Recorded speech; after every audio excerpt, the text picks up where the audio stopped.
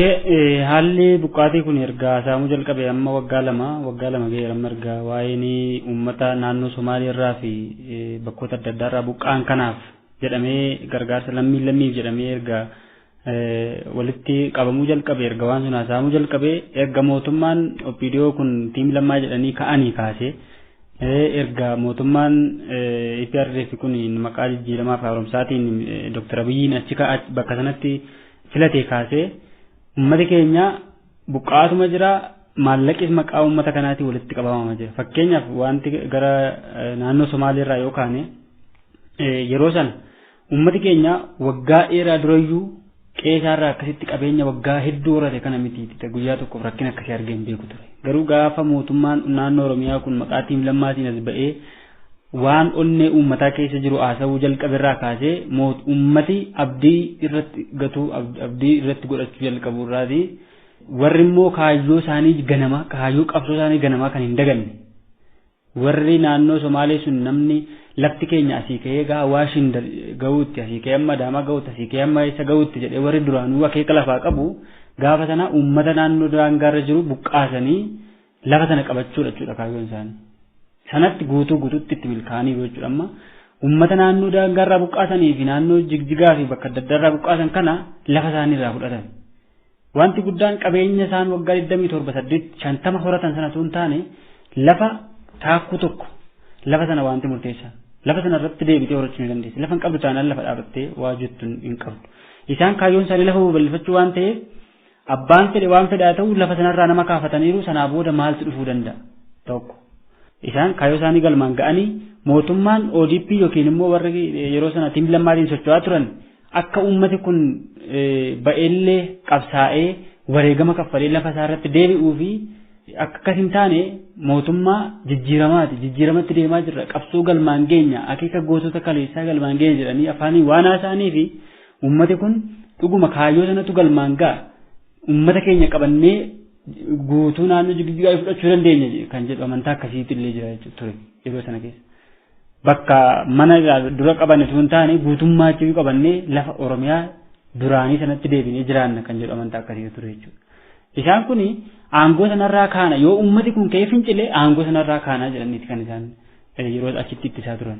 Uummati fakkeenyaaf Jigjigaarraa ka'ee kaampii Amarreessaa kana keessa qubate uummati hammi kun lafatti buqqeetti deebi'uu mitiiti uummata Oromiyaa guutuu bilisa baasuu danda'a ture yeroo sana keessa. Utuu dhiibbaan gama siyaasaa fi gama OPDOtiin irratti hin dalagamne ta'e uummati sun rakkinaaf hin saaxilamu lafa isaas hin gadhiisu hammi wareegamee lafa isaa irratti hafaa jechuudha dhaloota hafa.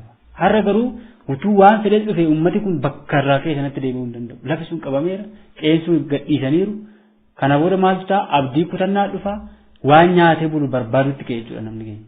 Waan har'a nyaatee lubbuusaa eeggatee bulfatu sana qofa barbaadutti ka'e. Ani fakkeenyaaf firee argadhee yeroo kibba bahaa deemee naannoo Baalee namoota qubatanii buqqaanii naannoo sana jiranii nama dhaabatee haasaa jila adda bilisummaa Oromoo wajjin dhaabatee haasaa ta'uu dadhabee lafatti kufu nama 5 ol argine bakka sanatti.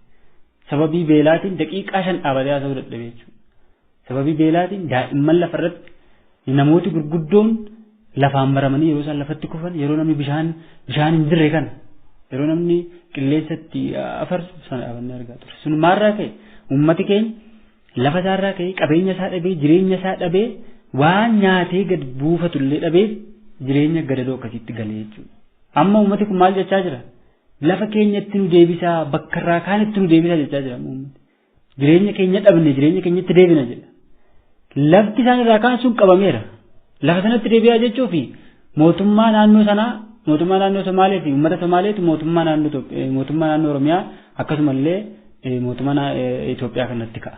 OPDOon aangoo gadhiisuurra uummati kun rakkatee jiraachuudha kan inni filatu jechuudha. Maaliif bakka sanarraa aangoo sanarraa ka'uun waan isaaf hin malleef uummati kun yoo rakkate yoo uummata naannoo Somaaleetti buqqa'ee isaan tommayyuu beelarra jira isaantu beelee jedhee uummati bakka hundaa yoo ta'e jijjiirama kana gufachiisuufi. Nuti kichichi fagoodha akeeki keenya as Oromiyaa irraa maal gootu sinni Afrikaa bulchina jedhanii as ta'anii jechuudha. Uummata beelaan dhumu uummata utuu qabu rakkatu kana dhiisanii waa'ee Afrikaa fi addunyaa achaas nutti taasisu jechuudha. Fakkeenya Baalee keessa lafa diriiraa fi lafa qamadii lafa oomisha akka ajaa'ibaa oomishu kana ummati isaa irrakkata hin beelaa jechuun gammoojjii baalee keessatti qaanii guddaadha. Sun maal agarsiisa amma Dr. Abarraa Dheerasaa fa'aati walitti qabaan koree lammii fi ummata naannoo baalee naannoo roobee jiranii naannoo Sinaanaa lafa qonnaa kan bara dargii keessa uummata irraa fuudhamee mootummaaf kennameetu jira.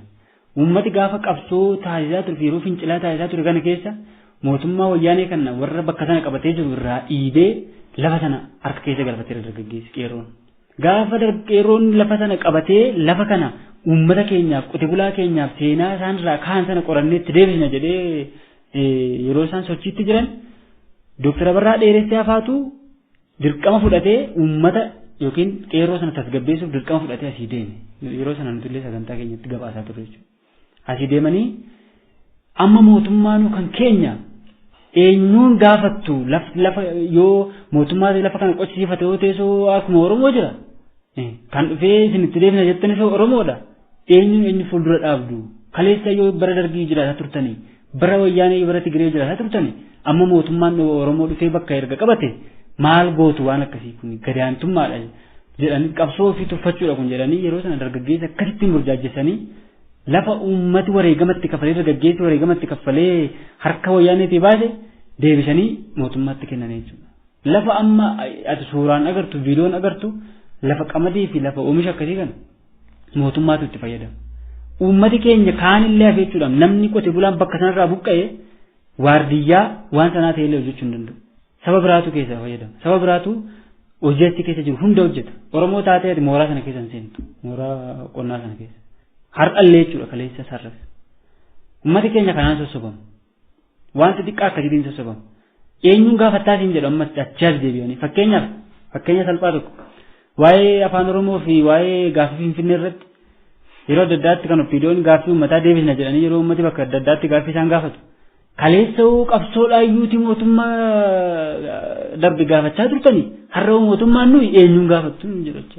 Kaleessa nama Finfinneen kan keenya waa'ee abbaa biyyummaa fi waa'ee afaan hojii kana gaafa namni irratti wareegamaa ture kana hunda haqaaqanii harka uummataatii baasanii har'a mootummaan nudha eenyuun gaafattu. Sidha mootummaan siin jedhu. Atarrayyuu garuu Finfinnee irratti ni rakkatta. Afaan keetiin sadarkaa federaalaatti deemtee waan tokko hojjechuu hin dandeessu. Harrayyuu rakkinuma sana keessa jirti. Kan kanaa gadii keessa jirti. Uummati keenya bakka hundarraa buqqa'a. Walloon buqqa'ee beekaa dur. Walloon biyya naannoo Amaaraa keessa jiraatee guyyaa tokko rakkina argee hin beeku. Yoo dhibe wareegamee biyya lafa isaa eeggata malee harka namaa ilaalee yookiin buqqa'ee hin beeku keessaarra. Har'a garuu gaafa mootummaan PRDF kun maqaa jijjiiramaatiin afaan Oromootiin maal jedhaa ta'u Oromootu aangoo nu qabate jedhanii warri uummati walloo gaafa sana ba'anii sirbanii utuu ji'a lama guutiin uummata walloo irratti lolli baname jechuudha. Har'a uummati keenya kana hunda hubachuu dadhabee har'a maal gaafanna nuti har'a mootummaa keenya mootummaa imaanaatti kennanne mootummaa imaanaatti kenna imaanaa maaliif itti kennamaa nama kaleessa si ajjeesee si qalaa nama kaleessa qabsoo kee irratti ati biyya buqqisuuf biyya diiguuf jedhee si adamsaa ture imaana maalitti kennite uummati keenya kana kanaan burjaajee uummati keenya buqqeellee akkasittiin akka deebi'ee lafa isaatti hin deebine akka deebi'ee jireenya gaarii hin jiraanne taasifame jechuudha. Waa'ee ODT ati jette dheengaddamma fakkeenyaaf dhiyoo kana barumti koree sana keessa mootii eenyu kan jedhamu tokko jira. Mootii Morodaan suni haga kana kan nuti turree fi ODT nu rakkisee. ODT gochuu hin dandeenye isaan ofii isaaniiyyuu maallaqa sana itti fayyadamaa akka barbaadan gochaa waan turaniif lafatti qabanii ODT godhan hin qabani maallaqa sana. Galii waadaa uummatarraa galamee fi galii kan callaa maallaqaan taane kanneen mi'a dheedhii adda addaa kan arjoomame kan lafatti qabanii ODT godhan hin qaban hundi akka barbaade itti fayyadamaa ture. Hundi akka barbaade ittiin dhiichisaa ture jechuudha. Uummati keenya buqqee garuu har'a nama abbaa warraa tokko ta'ee nama 8 nama 10 ta'ee shaaraa keessa jiraata shaaraa waxxarate shaaraa jijjiirfate jechuudha. Kana hunda kan fide maal uummati keenya bakka kaleessa ga'uuf ka'e sana wallaalees bakka sanarraa hanqatee duubatti harkifachuu fi akeeka ittiin ganama socho'aa ture sana dagatee waraabessatti foon fe'ee waraabessatti foon kennatee bakka biraa akka inni geessuuf itti kennate. Akkasittiin uummati keenya rakkina akkasii rakkina ulfaataa kana keessa seenu kun ammas wanti darbe hin jiru akkuma kaleessa dheengaddaa lafti akkuma dabareedhaan ciccitee diinaaf kennamaa warra ollaaf kennamaa dhufee amma haagetti amma jirtu kanatti galtee Boorus akkasumatti deemamu. Akkasumatti lafa Oromiyaa kan jedhamu badee akkasitti deemisaa jiru. Akeekii buqqa'uu kanaa maal? Ati ni buqqaata waggaa tokko si sossobu waggaa lama si sossobu sana booda ati lafa sanatti hin deebitu lafti kee sun fudhatameera Oromiyaan ati jettu kun hir'ataa xiqqaataa akkicha akeeka mallasaan faduu jechaa turan lafa Oromoo bal'aa kana xiqqeessuun ni danda'ama jedhanii isaan hojjetaa turan sana har'allee sanumatu dhibbatti kan yeroo isaanii caalaatti sirriitti galma gaafii jira jechuudha. Uummata keenyarrallee waan kana utuu ija qalbiidhaan keessumaa namoota siyaasaa rakkoo kana hundaa kan qabu namoota siyaasa hojjenna jedhan namoota aktiivistiidhaaf jedhan namoota paabliik fiigarii ta'anii uummata fuulduratti maqaa qabsoo kanaatiin beekamtii argatantu isaantu akka uummanni kun sochiin taasifne akka uummati kun Finfinneen kan hunda keenyaati kaleessa Finfinneen kan Oromooti jedhee dhaadataa ture siin qabsootti kaase har'a Finfinneen kan hunda keenyaati jedhe kaleessa Oromiyaan kun biyya of dandeessitaati ummati hiree mataa isaa murteeffatee keessatti jiraachuu danda'a akka barbaadetti jiraachuu danda'a jechaa eenyutti dhiisnee biyya isa kam akkam goonee ofii biyya taana gaafa nuti yaasii biyya taana maarra kam taate jechaa darbee jechuudha.